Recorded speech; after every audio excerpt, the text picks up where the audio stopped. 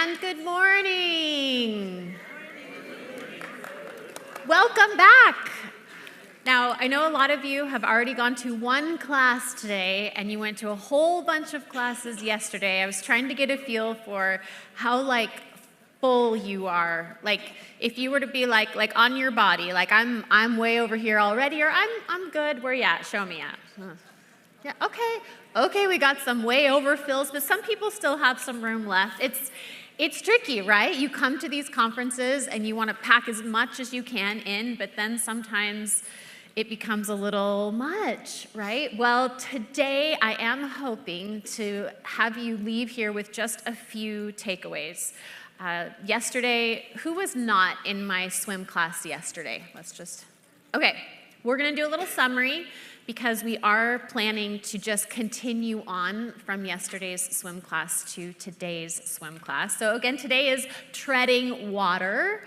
So I probably should introduce myself. I'm Diane Southard. I am founder and CEO of Your DNA Guide. We are a DNA education company. So my goal is to make DNA easy, yes, easy, accessible, exciting, interesting even.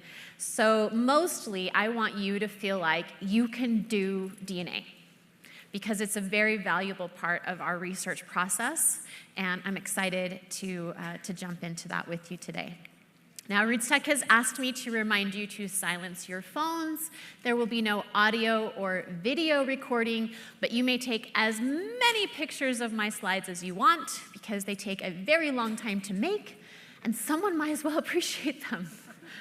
So, as I said, yesterday was part 1 of swim school, and it's okay if you didn't come to part 1. Today is part 2. Tomorrow will be part 3. And as you might expect with a swim class, each time you come, the skills are going to build on each other. So it's important to first know how to float before you try to swim. And today's class is right in the middle. Today's class is just treading water. So if we think about what it's like to tread water, it's not that you're not doing anything, right? It's actually hard to tread water for a long time. So I'm going to give you a life jacket in the form of what I call the plan, so that you can safely be in the water without really a fear of drowning, but know that your legs are still going to be going and your arm, you know how to tread water, okay? But you're not going to go anywhere, right? That's what treading water is. It means that you're kind of staying right where you're at, and you're getting a lot done right here. So I think one of the things that's a myth in genetic genealogy is that you have to do all the things. You have to look at all the tools, and you have to subscribe to all the websites, and you have to do all the things, and it just feels like too much. So today I'm hoping to help you get a whole lot done without swimming all over the pool. All right, so we're going to do a short summary of Swim School Part 1, and then we are going to learn how to verify your own tree genetically, and then we will move into the plan. So as a reminder, we are looking for my dad's great-grandfather's father. So we're looking for the father of Richmond, Virginia Clonch. And we talked yesterday about setting a good research goal. So this afternoon at 4:30 in this room, we will be talking the search party method, which is a step-by-step method to do your genealogy. And the first step is to set a good research goal that includes time and place. So my actual research goal is who was the father of Richmond, Virginia Clonch, who was born in Texas in 1860. So in our floating class, we looked at location, because you really can't do successful genealogy research without knowing where to look for records. Your DNA can be a huge clue in helping you see where to look for records. So when we examined our ethnicity results, we found that Richmond, Virginia Clonch, his family could have been from Arkansas, maybe from Tennessee or Alabama, and perhaps even South Carolina, North Carolina, or Georgia. So our ethnicity results can give us some clues as to location. But if we're really wanting to do more than just this, we're going to have to actually get in the water, right? This was floating, and I heard from many of you as I was chatting with you this morning, some of you were like, actually, that was really helpful. It was helpful to have a very distinct, just one thing to do. And you can actually make a lot of progress, as I heard from some of you this morning. I went and did that. I looked for that one thing, and I found it, and that was really helpful. But a lot of times, it's not going to be enough. You're actually going to have to get in the water, immerse yourself in your DNA match list. And so to start, we're definitely going to want to make sure you have the correct family tree in your possession before you go looking for someone you don't know. Yesterday, we talked about verifying your tree genealogically. Take a look at your records again. Just make sure that you really are a descendant of the person who's on your tree. So before I go any further, I want to make sure that my dad is really a descendant of Richmond, Virginia Claunch, that there hasn't been an error. So again, this afternoon, we'll work on the validating the genealogy part in the search party class. Today, we're going to talk about validating the genetic part. So remember, at every point, every generation in your family tree, there's a chance that there's been a mistake made in your record keeping.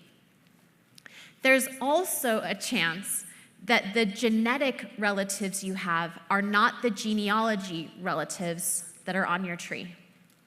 And more, we hear more and more stories of this happening. You, as very responsible genealogists, have done an excellent job with your record keeping.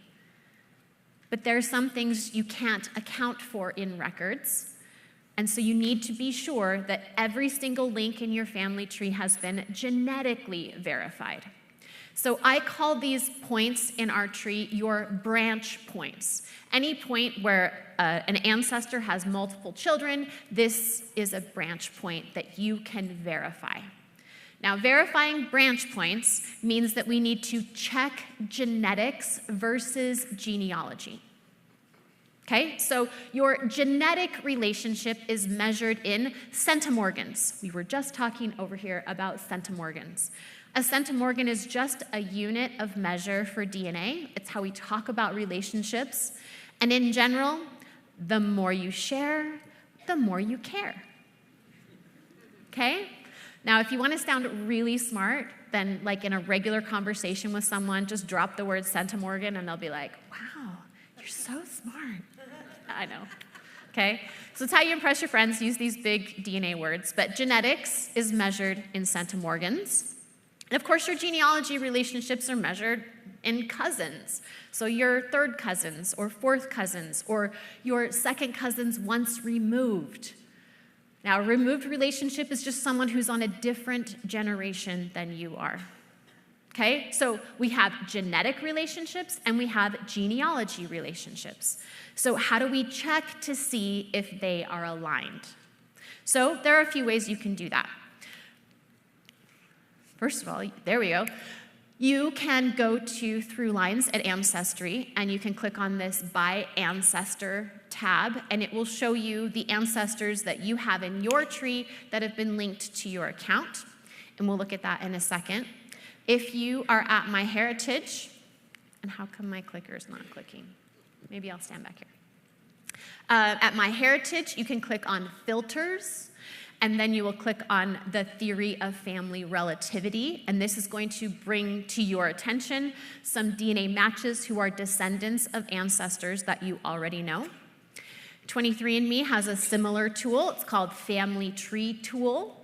The thing at 23andMe is they don't actually have any of your genealogy information, so you have to do a little more work to assign names to the tree that they provide for you, but in general, it works the same way as the other tools.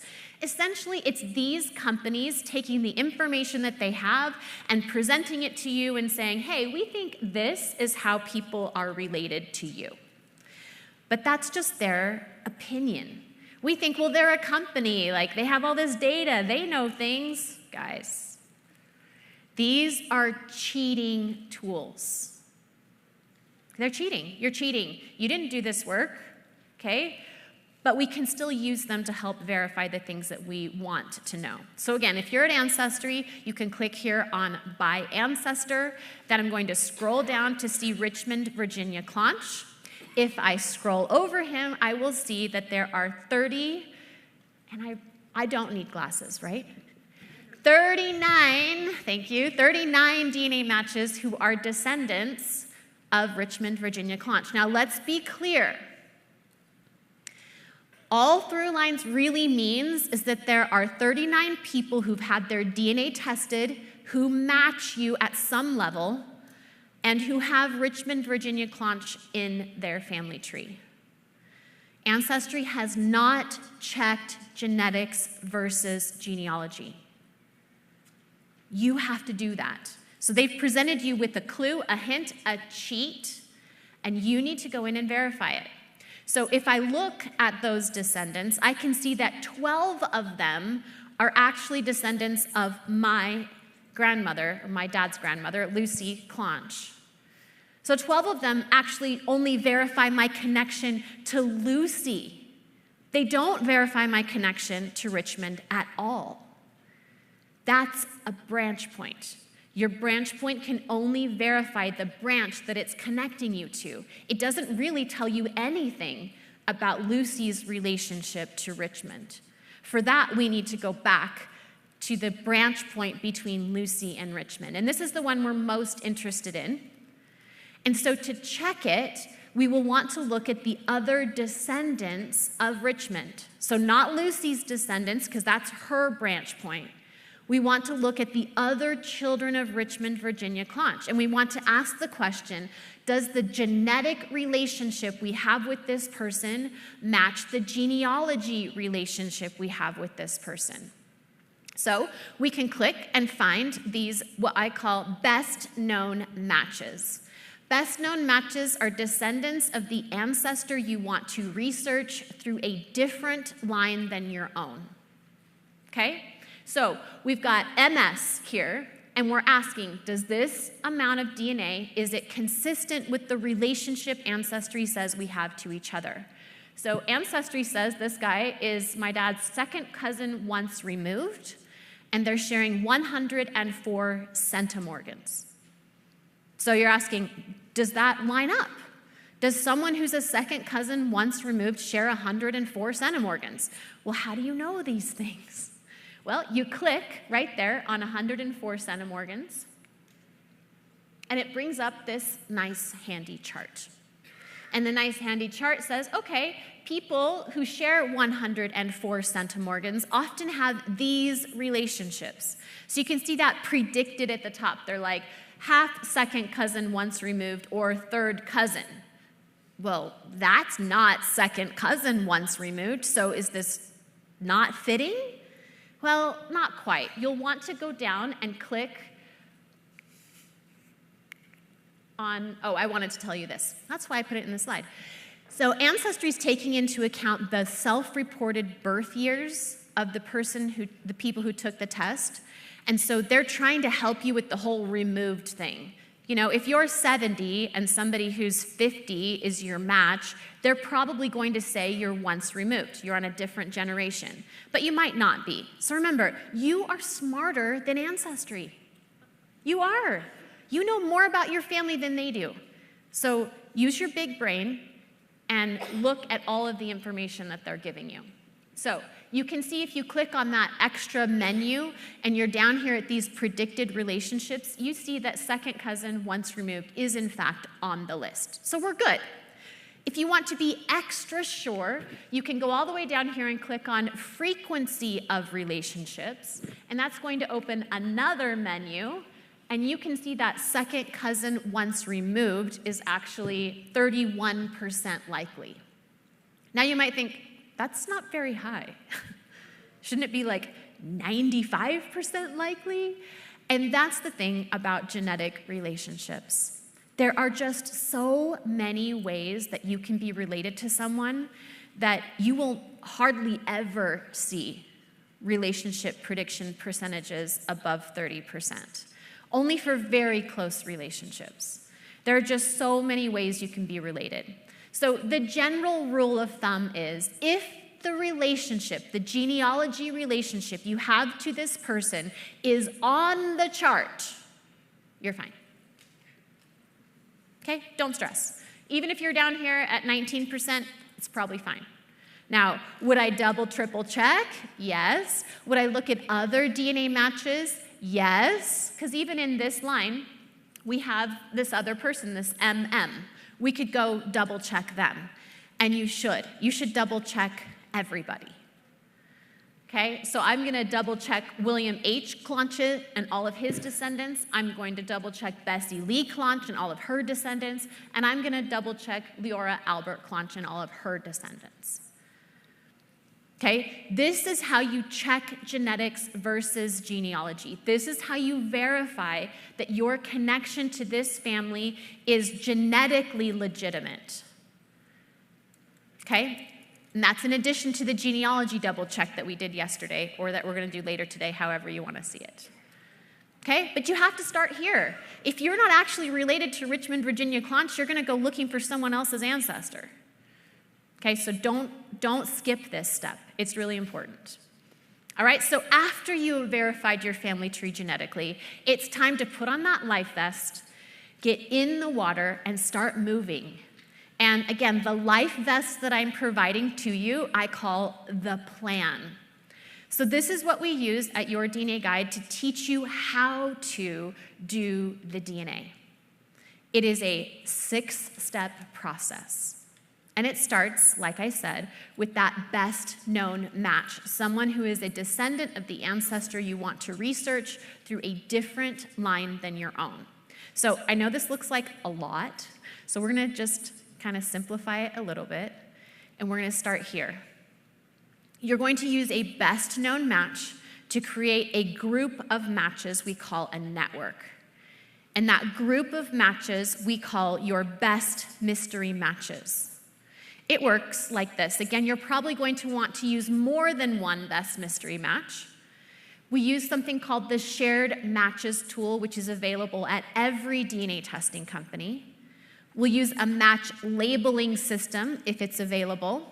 Those match labeling systems are available at MyHeritage and Ancestry. And we will create for ourselves a really nice network. Now, what is that network? Who is in there? The people that are in there are related to you in a similar way to your best known matches. It's like your best known matches have this big magnet on them, and you put them in front of your huge DNA match list and you say, find more people like this. Because you want more people who have the similar genetics to these best known matches. In my case, these best known matches all have Richmond, Virginia Claunch's DNA, all of them. So when I ask the database, show me other people that look like them, the database is going to give me a network of people that are related somehow to Richmond or his wife. This is a huge thing that makes doing genetic genealogy so much easier. Now, as a side note, if you have endogamy, this won't work. Okay? So we are going to proceed the entire rest of the hour assuming you don't have endogamy. But if you, what's endogamy? Great question. Endogamy is the process of marrying within the same family or culture over and over and over and over again. There are a lot of endogamous communities, but the ones that are most easily coming to mind are like the Jewish populations who have a religious reason to marry within their population. Island regions all have a geographic reason to marry within their population. So there's a lot of endogamous communities. So a lot of times you don't know if you have endogamy until you start doing this, and it doesn't work. And you're like, hold up, Diane said, if I used a best known match, I used the shared matches tool, I would get a network. And yet, when I use the shared matches tool on a best known match, everybody matches. Then you know you have endogamy.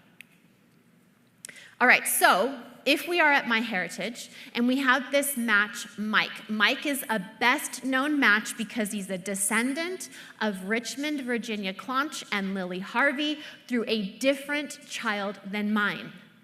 So I verify genetics versus genealogy. I make sure that Mike's total amount of shared DNA matches with the relationship that I think I have with him. It looks good. Then I'm going to go out and use the shared matches tool. So I'm going to click on shared matches, or actually I'm going to scroll down on Mike's profile list at MyHeritage till I see the shared matches section. And then I'm going to use match labeling because I want to keep track of these people because they're going to be my best mystery matches. Here's my 2 rules for match labeling. The first is that everyone on the shared matches list gets a label. No exceptions. And I've seen you do this, guys. I've seen it. You click on shared matches and you're like, okay, but those are all people I know. I don't need to dot them. Yes, of course you do. Everyone gets a label. How many people get a label? Everyone. Okay, everybody gets a label. Then you're going to name that label with the name of the ancestral couple. As genealogists, we get conditioned to searching by surnames, and we have binders and files that are by surname. DNA is never about one person. By its very nature, we all come from 2 people. So your labels should contain the names of the 2 people that you share with that best mystery match. So in our case, it's going to be Clonch Harvey. That's going to be the name of the label that I give to everyone who's sharing DNA with Mike, who is my best known match. Okay? So our match labeling is going to start by clicking on a little, this is at MyHeritage, you're going to click on a little box next to the match that shares DNA with you and Mike, and that's going to bring up this menu. I'm going to click next to Clonch Harvey, this label that I've created, and that's going to give this match ML this red dot. And then you're going to go through and do that same thing with everybody on that list.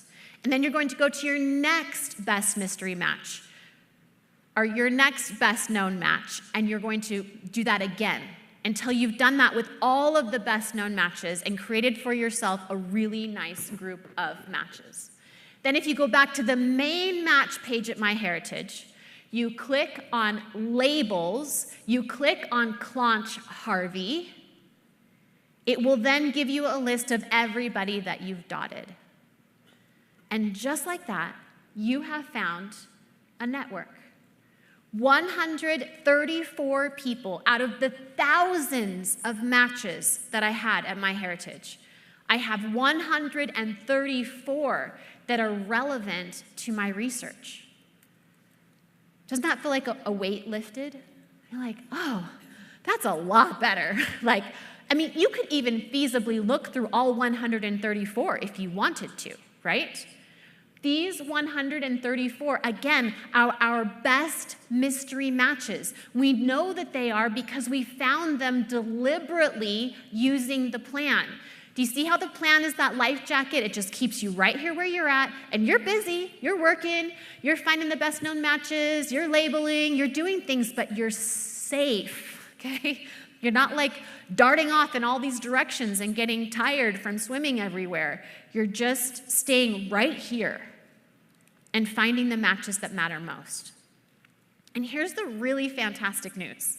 If you want to, you can just stop right here.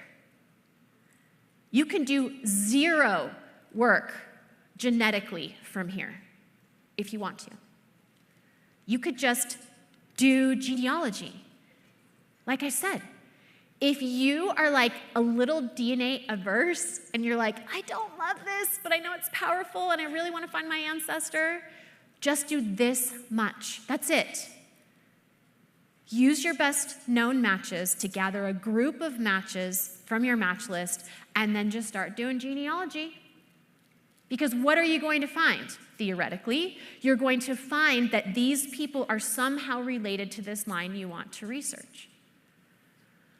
But 134 is still a lot of people. So let's maybe, if you want to, we'll try to just reduce before we resolve. So you have 134 people. Not all of them are actually relevant to your research. So out of those 134 Clonch-Harvey matches, the first question you want to ask yourself is, what kinds of cousins are going to be the most helpful? So my Clonch-Harvey couple are my dad's great-grandparents. So my missing ancestor is at the 2 times great-grandparent level. If you're looking for a 2 times great-grandparent, what kind of cousin is going to be the most helpful? Third. Yes, third cousins, right? So you actually only need to look at the people who are most likely to be your third cousins. Not all of those 134 people are your third cousins. So how do you know which ones are your third cousins? Well, you look at that total amount of shared DNA. And the Shared Centimorgan project hosted on the DNA Painter website gives us some really good indications of how much DNA should be shared by different relationships. And we could go into all of those details about how I'm going to decide that we're going to look at 50 to 75 centimorgans, but we only have so much time today. And so I've actually made a swim school part 4 that we'll do next week as a Zoom webinar. So if you would like to learn some of these other techniques we'll talk about today and tomorrow, you can join that webinar for free. And I'll show you how to do that, or you can do it here at our /RootsTech page.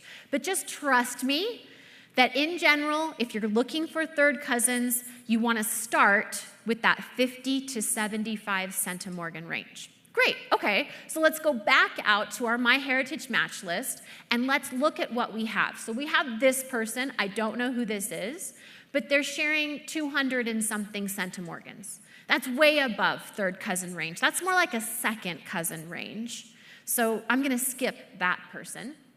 And I'll scroll down and find these individuals. These individuals are sharing DNA within that range I want, and so I'm going to pull them out, and they are going to be the matches I start with. So of 134 matches that are probably all relevant in some way to our research, when I look at just the third cousins, I find only 12. Now are you like, oh, I can totally do 12, right? And it becomes so possible. So again, right here, if you want to, you can just stop with the DNA stuff. You went far enough to give yourself a group of matches that are actionable. You can take action on all 12 of these people. I'm sure that you can. And that will be helpful. So, again, if you want to, you can stop right here in the plan. Once you have a group of best mystery matches that you can work with, you can just jump off the genetic train and just do genealogy, which you already love and you're already good at. And the do genealogy you'll want to focus on is you'll want to ask, how are these matches related to each other? We often look at each match and we're like, well, how am I related to them? And how am I related to them? You don't know who you're looking for, guys. You don't know their name. So you can't look through someone's tree hoping to find the person you're looking for because you don't know their name. So you have to start by taking these 12 matches and ask, how are these people related to each other? If you can find their common ancestor, then that couple or person is likely somehow related to you. And then you can do genealogy to figure out how you are related to them. Yeah? Are you ready to ditch class and just start doing this? I hope so. But we still have half of class left. So if you want to, we could stay in the water. there's more DNA work that you can do that's still safely ensconced here in the plan, wearing our life vests, that can make your work even easier.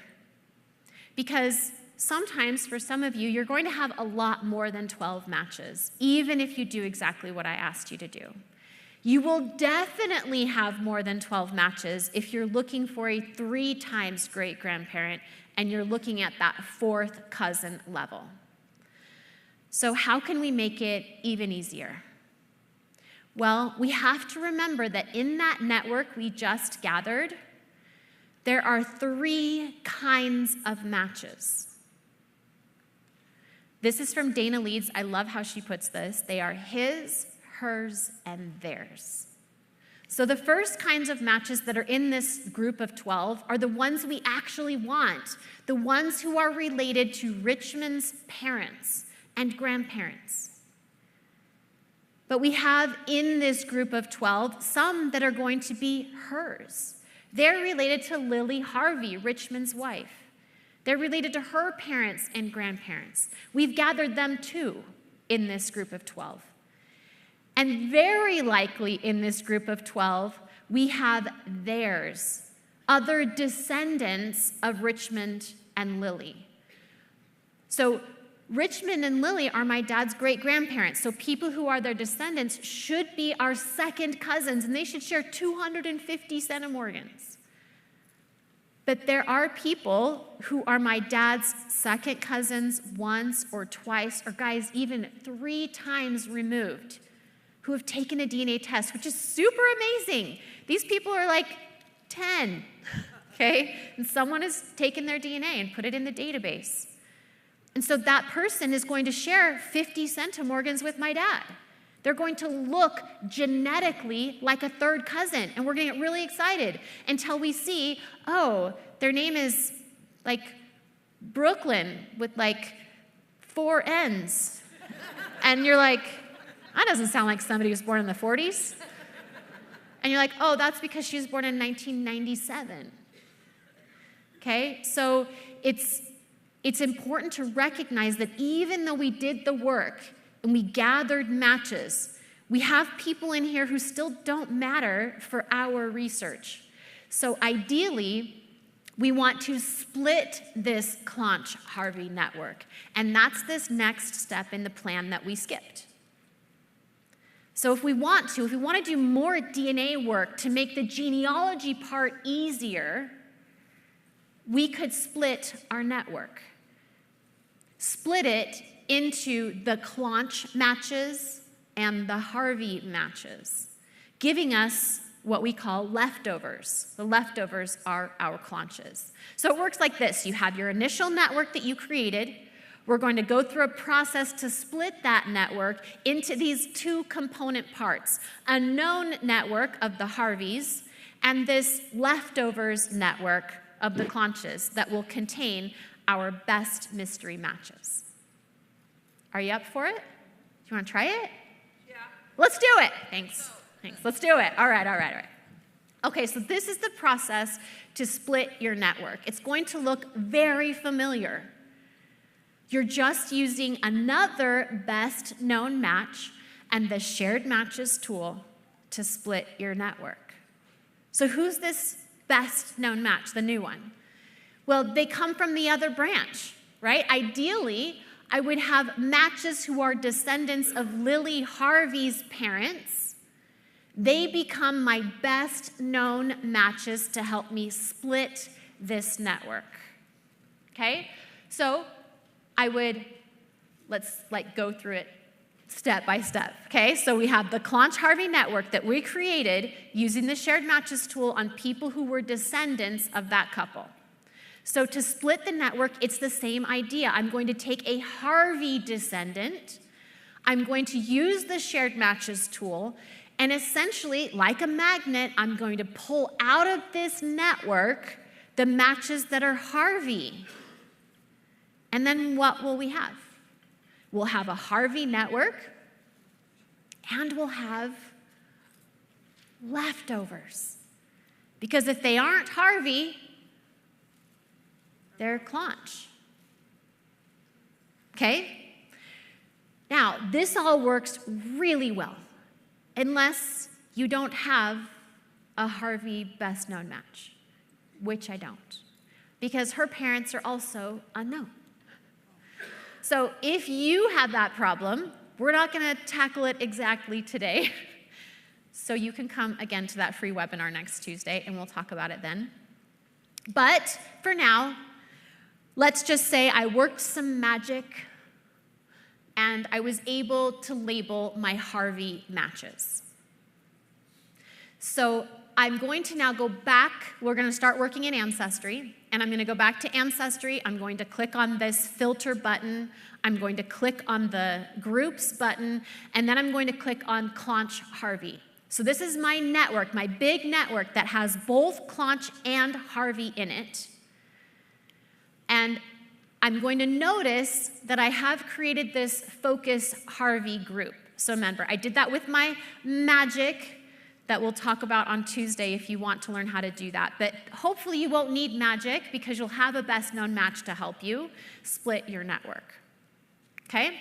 So if I did that, if I have a Clonch group and I have a Harvey group, or I have a Clonch Harvey group and I have a Harvey group, they each have their own label color, right? So theoretically, in this big network of Clonch Harveys, there will be two kinds of labels. There will be people who have both the Clonch Harvey label and the Harvey Focus Group label, and there will be people who just have the Clonch Harvey label. So what does that mean? It means that we have been able to split the network using this labeling. People who have both dots are Harveys. People who only have one dot are our potential Clonches. Does that sound like something you want to try? Sounds like you can do this, right? It requires the discipline of labeling your matches exactly like I've told you. And for a lot of you, it means the first thing you do when you get home tonight is delete your labels. I know, it sounds really scary. What? I worked so hard on those. I know you did, but they're not helping you. This is what helps you. When you use the labeling system like a filter, not like a file. You don't need a dot that says, oh yeah, these are my Kentucky ancestors. It's not helping you. You need a dot that identifies their genetic group. That's what helps you make progress. Okay? So if we go just to our match labeling on Ancestry, we tell Ancestry, I want to see everybody who has this Clonch Harvey label. It's going to make us this really nice list. But it's really big. So again, we want to reduce before we resolve. Remember, I'm looking for third cousins as well. So I'm only going to look in the range of third cousins, 50 to 75 centimorgans. I'm going to ignore everyone else. Then I'm going to look for people who only have one dot, one label. See this guy at the top? He's got the Harvey label. He doesn't matter. For our current research goal, I'm going to ignore him. I'm going to keep scrolling. I'm going to keep counting. And I find 28. There are 28 matches in my Clonch Harvey network who are leftovers. Guys, thousands of matches at Ancestry. And we just found 28. 28 that had the potential to tell us who Richmond, Virginia Clonch's parents were. That's pretty amazing. Okay? But again, we've got these 28 leftovers. And if we want to, right now, we can just stop. Stop with all the DNA. We could just do genealogy. You can do genealogy with 28 people. You can look at their trees. You can try and figure out how are they related to each other? Who is their common ancestor with each other? And if you're going to do that, you're going to want to focus on the matches who have trees. So often we gripe and complain, oh, people don't have trees. I know. But let's focus on the positive, shall we? Of the 28, I have a whole 16 of them that have trees. I can work with those guys. I don't need to worry about the people that don't have trees. I mean, yes, I can contact them. I can send them a little note. Hey, love to connect. But let's just start with what we got. Let's start with the 16. So again, of these 16 matches, we can ask ourselves 2 questions. We can ask, how are these matches related to each other genealogically? Okay, they have trees. Let's just get in there. Let's look. Let's see who their common ancestors are. Let's build out their trees a little bit, maybe. If you want to know how they're related genetically, which also actually really helps, then you'll want to stay till the last session tomorrow. I know, guys, it's long, and you're like, well, I was going to go home after lunch. If you want to know, you come right back here, 3 o'clock tomorrow, and we'll talk about how to do it genetically, which is really fun.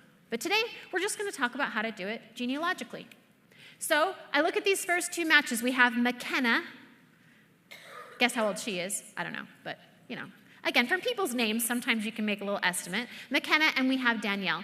They are both descendants of Richmond, Virginia Clonch and Lily Harvey. They are theirs matches. So even though we did our best to focus on third cousins, they're not. They're some kind of second cousin to us. But that's okay, because they had trees. We can see it. We're just going to check them off the list. Next, we have Chris. Chris has this tree, and he has this really interesting ancestor, Ernest S. Clonch. Excellent. So we're definitely interested in this person. But we want to understand, when is our generation of connection? Like, how far back in Chris's tree do we need to go before we're going to find our common ancestor? Well, it looks like if we want to be third cousins with Chris, we're going to have to build his tree out a little farther. We need to know who Ernest's parents were. So that gives us some really good information about what to do next with Chris. Then we have Maureen. Again, our generation of connection with Maureen is a little bit beyond the view that Ancestry shows us, but you can see all the surnames and locations. It's not looking like there's any Clonches, but she does have a relatively large tree. So I'm actually going to go up here and click on Expand Tree, and I'm going to look at her big tree, and I'm going to search within the tree for the surname Clonch. So I do this with all of my best mystery matches that have decent trees. Just because I can't see right away the Clonch connection, I want to see if they have any Clonches in their tree. She doesn't, but you should check, okay? All right, the next kind of match we have is someone like Karen. Ancestry has looked through Karen's tree, and they've looked through my tree, and they've looked through a vast network of other people's trees on Ancestry, and they're saying, oh, look, I think I know how you're connected. And you're like, oh, that is so helpful. Except when it's not that helpful, okay? So if you open this up, this connection, you can see that she's a descendant of this guy, Barnett Clonch. And you can see the leap that Ancestry has made. They're saying, okay, if your Richmond, Virginia Clonch was the son of this guy, Richmond Clonch, who was the son of this guy, Barnett Clonch, then you and Karen would be half-fourth cousins once removed. Okay, well, I mean, maybe, right? But Karen's sharing enough DNA to be our third cousin, not our half-fourth cousin once removed. So Karen's sharing kind of too much DNA for this connection. So what does that mean? Well, it can mean a couple things. It could mean we are actually related to Barnett, and we're just sharing a little more DNA than average. Or this isn't our relationship, and our true relationship is actually closer than Barnett. Or this is not our relationship, and we actually have multiple relationships. Because if Karen and I are fourth cousins, or fourth cousins once removed, or half-fourth cousins once removed, we could be that same relationship twice. We could share Barnett and some other ancestor. And together, that DNA would add up to this 50-something centimorgans that we share. So that's a possibility. Or we maybe don't share a recent common ancestor at all. Because even someone sharing that much DNA still might not be related to you through a recent common ancestor. And it's where we're starting to get into this idea of endogamy we were talking about earlier. I don't know if you noticed, but Richmond's family is all from the South, friends. A lot of Alabama, a lot of Kentucky, a lot of Carolina. And at this point, when I saw Karen and a lot of other matches, I was like, oh, this could be interesting. But in the end, the only way you'll know which of these choices is the right one is to just do genealogy. That's it. Okay? So if I look at these 16 matches that are our best mystery matches, and I ask, okay, which ones should I be taking action on? We start with Danielle, McKenna, Amy, and one Rob, who are all descendants of Richmond and his wife. So we skip them. We have Kim, Ed, Karen, J.H., Muffin, and Venus, who Ancestry has given us hints about how we're connected. And I must tell you, it's not all through the same guy. We've got different Clonch families that Ancestry is recommending as our connection with all of these people. So one good place to go is to verify their trees. Remember, Ancestry is just pulling whatever's out there. So how confident is Karen that she's a descendant of this Barnett Clonch? Where's her documentation? Where are the records? Guys, they're thin or not there at all. Okay? So then we have this group of people, Maureen, Jill, David, Barbara, and Joyce. They have nice trees, actually, but no Clonches. No Clonches at that generation of connection, that 2 times great-grandparent level. So what does that mean? Well, let's do genealogy. Let's focus on location. Were any of their ancestors in the same place or the same time as my Clonch ancestors that I know of? And again, you're looking for how are these people related to each other? Who are their common ancestors with each other? And in the end, we have Chris. Of our 16 best mystery matches, he was the only one that had a Clonch ancestor who wasn't back to the generation of connection. He becomes our most actionable match. We need to build out his tree. We need to find out who is Ernest's parents? Where were they? What's their family story? How could we maybe be connected to this family? That would be our next step, to do genealogy specifically on Chris first.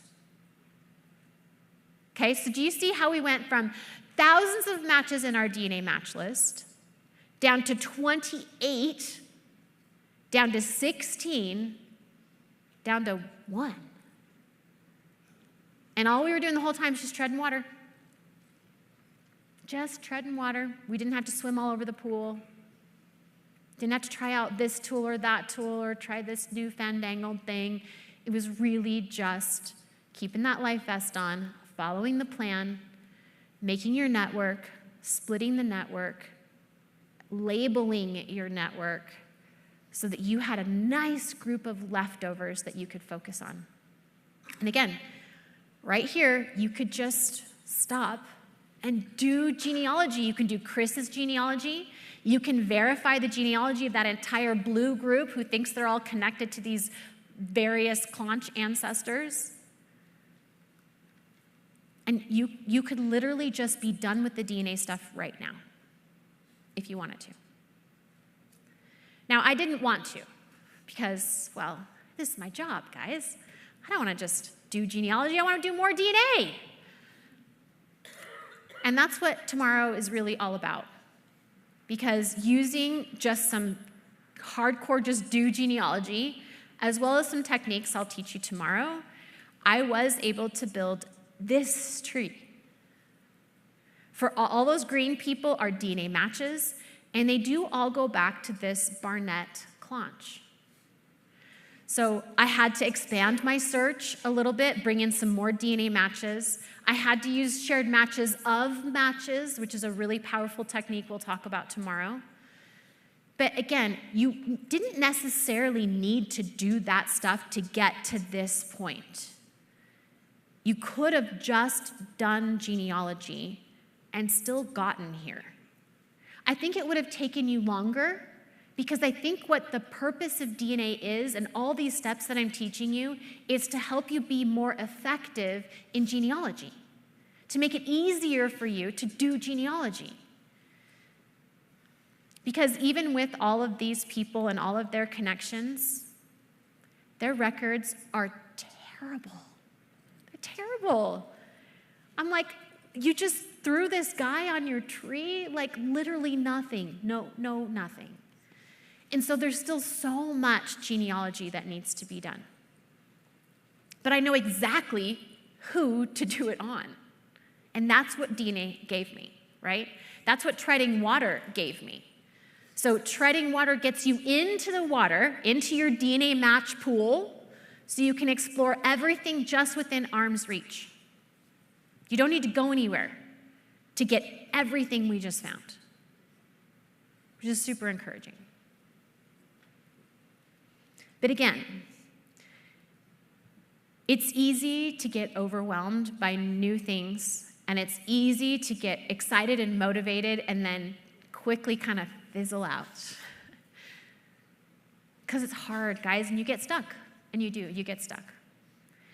So I want to again kind of remind all of us about why we do this. Because if you're not solid in your why, when you come to that point next week or the week after, when you're doing all the things that I told you to do and something's going wrong, you won't keep swimming. You're going to get out of the pool when the answer could be right there. So I've started doing this little card activity. I've been doing it with various groups of people of all ages, corporate groups, church groups, adults, teenagers, young adults. And it's been really interesting. So as part of the activity, I have these card sets, and I ask people to choose the traits that they feel represent them. And everybody chooses 8 traits. So these are my 8. And then I ask the group to divide them into 2 groups of 4. One set of traits you got from your dad, and one that you got from your mom. So when I do that, I see that I got these 4 traits from my dad. And then I ask everybody to choose one trait and try to think of one story, a specific story that represents that trait in your parent. So there's me. Aren't I so cute? So I chose this trait that I trust things will work out, and I really do. It's hard to run a business, you guys, really hard. But I just trust that things will work out, and so far, they have. And my dad, I don't think he would have said this about himself, that he trusts that things will work out, but he did. And I saw it especially in the last couple years of his life. His wife passes away from cancer. He's sick. He can't stay in his home. And he moved to Utah from Washington State. He didn't complain ever, guys. He just trusted that things would work out. And if I push that trait back onto his mom, Merla, my grandmother, I actually didn't know her very well, and I wish I could tell you a story about how she trusted that things would work out. But if we push it back again to Lucy Clonch, if you were here in swim school yesterday, I told you about Lucy and how she trusted things would work out. She trusted things would work out when she left her little tiny town at 17 and moved to Oregon with some guy from England. She trusted things would work out when she buried her 2-year-old son. She trusted things would work out when her husband died or disappeared. I don't know which. I hope it's died. And she took her 2 babies and she moved back home with her parents. And she trusted that things would work out. She married again, trusting that things would work out. So I have to guess or assume that Richmond trusted things would work out. So even if it takes me a lot longer to find his parents, spoiler alert, I'm not going to find them tomorrow. I know this, or I can guess this about him, that he trusted that things would work out. That he grew up in Texas in the basic desert, and he heard about an opportunity in Washington State where there was a booming logging industry, and he was like, what even is an evergreen tree? And he moved, and he took his whole small family, and they started over in a completely new place. And he worked in a sawmill. He trusted that things would work out. And as I said yesterday, I have 12.5% of Lucy's DNA. I have 6% of his DNA. And this idea that things will work out, I think, is my heritage. And the more I learn about them, the more I can lean into this, and the less I worry about my own future, the future of my business, of my children, because I trust that things will work out. So it's the stories, I think, that are going to be your motivation in the next few weeks and months as you try and use these technologies to find the people you're looking for. But it's worth it. It's worth it. So, if you have questions, we will be back at our booth, which is 1134, which essentially, if you just walk straight into the exhibit hall, you look for the flag that says 1100 that's sticking up. We're like right under that 1100 flag. And if you're joining us virtually, of course, you can visit us at /rootstech. And like I said, coming to class is really a lot. It can be overwhelming to do this for 3 days in a row. So I created this little AI swim buddy, I'm calling it. It's a little reflection tool that you can use ideally really soon, like if you're at home, like right after this session, to process and reflect on what we talked about today, to pull out the things that you remember and give yourself a nice, tiny next step.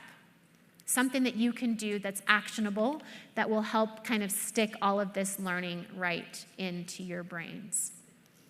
All right? So we have like 2.5 minutes. If somebody has a quick question, we can probably answer it. If not, then we can just come. You have to come over to the microphone, though. It's just right here. Yes, and if you want to skit-daddle, then don't feel bad. You can just skit-daddle. I know you said that this process won't use if you have endogamy. And as you said, Flora, I'm from New England, early New England, so I have lots of endogamy. So how does my autosomal DNA help me at all in doing the genealogy of looking for those people I can't find? Yeah, so if you have endogamy, there's just a different plan you follow. Okay. So we have another plan. We have a whole course about how to use endogamy, but the best thing is really understanding that you want to work with matches who have the longest segments. Okay. So when you can try and do your groups, and depending on the level of your endogamy, somewhat it will work. But then you want to look at each match, and you're going to have some matches who are sharing 30 centimorgans in one segment. So everything you share is that 30 centimorgan segment. And then you're going to have people sharing 30 centimorgans, but their longest segment is only 18. Okay, so prioritize those with the big pieces, and you're going to have a lot more success. Okay, thank you. Okay. I forgot to tell you one other thing, guys. You're supposed to fill out this survey. Roots Tech really wants to know the speakers that you love and the ones you want to bring back. So you need to tell them. Okay, so don't forget to fill out the survey. It is actually super helpful. So I will just let you guys go. Thank you for coming.